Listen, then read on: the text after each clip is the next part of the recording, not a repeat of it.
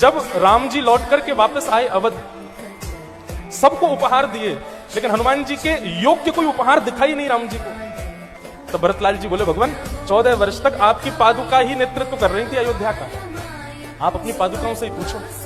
तब राम जी ने अपनी पादुकाओं से पूछा, तो भगवान की पादुकाएं आदेश करती हैं हनुमान जी की, तो जैसी हनुमान जी की सेवा वैसी सेवा उनकी हो, लेकिन आप करोगे तो हनुमान जी तो नाराज हो जाएंगे, करने ही नहीं देंगे। लेकिन इसका एक प्रभाव हो सकता है कि द्वापर में जब आप कृष्ण बनकर के आएंगे, तब यही हनुमंत लाल जी आपकी वंशी बनकर के आएंगे। क्यों आएंगे वंशी बनकर के? क्योंकि दंडकारन बन के लाखों संत जो आपकी दर्शन की प्रतीक्षा में थे, हनुमान जी ने आकर के जब आपसे कहा कि दंडकारन बन के संतों को दर्शन दीजिए, तब आपने कहा कि 14 वर्ष पूर्ण हो गए हनुमान, हमको वापस अयोध्या जाना पड़ेगा, नहीं तो भरतलाल जी जीवित नहीं मिलेंगे।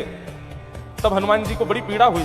तब हनुमान जी जब दंडकारन बन गए, संतों ने हनुमान जी को पकड़ लिया, बोले हम तो आपके आश्रय बैठे थे कि आप राम जी को लाओगे, आप लाए नहीं। तब हनुमान जी बोले, आप एक युग प्रतीक्षा करो, हम वचन देते हैं हम ही आप सबको श्री कृष्ण से मिलाएंगे। और जब महाराज प्रारंभ हुआ, तब ठाकुर जी ने वंशी का नाद किया। वो वंशी का नाद सबको तो स्वर के रूप में सुनाई दे रहा था, लेकिन कृष्ण प्रेम में ओतप्रोत गोपियां जो पूर्व जन्म में दंडकारन बन के संत थे, वही ब्रज की गोपी बनी थी। वे वेणु की ध्वनि में हनुमान जी महाराज विराजमान होकर के गोपियों के कान में जाके कह रहे थे, चलो संत नाम, ये राम जी ही कृष्ण बनकर के आए हैं, आप गोपी बनकर के आए हो, आओ राज विहार में प्रवेश करो। हमारे जितने भी त्रिभंग ललित स्वरूप है ना, ये हस्त पर जो विराजमान वंशी है, साक्षात श्री हनुमान जी महाराज।